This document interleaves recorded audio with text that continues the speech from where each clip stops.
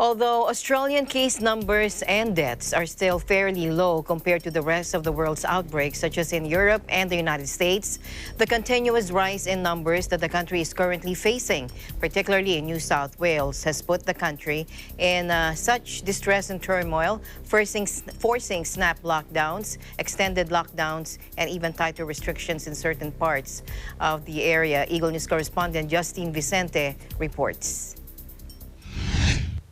Although Australian case numbers and deaths are still quite fairly low compared to the rest of the world's worst outbreaks, such as in Europe and the United States, the continuous rise in case numbers that the country is currently facing, particularly in the state of New South Wales, has put the country in such distress and turmoil, forcing snap lockdowns, extended lockdowns, and tighter restrictions all over the country.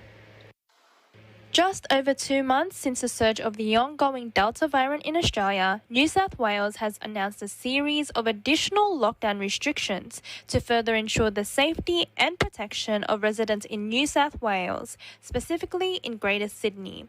To warrant the implementation of these new tightened restrictions, the State Police Force has launched Operation Stay at Home, which gives officers the ability to raise on-the-spot infringement notices from $1,000 to $5,000 for any rules found to be broken or any offences made.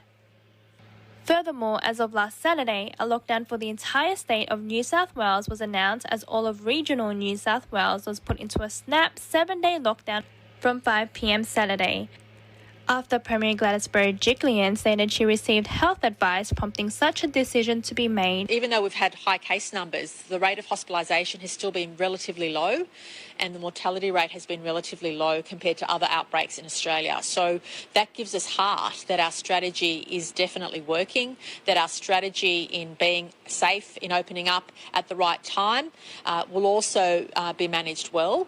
And we also have confidence that even though the public are very frustrated and at times very angry in some of the decisions we've had to take, the public is really responding, and thank you to all of you who are... The new stay-at-home orders applied to people living in regional New South Wales will replace any existing restrictions that were originally put in place. New South Wales is currently enduring its worst possible days of the COVID-19 pandemic so far. It is only reasonable for members of the community to abide by all restrictions put into place in order for us to go back to our once normal lives. Reporting from Sydney, Australia, this is Justin Vicente, Eagle News. We live in interesting times.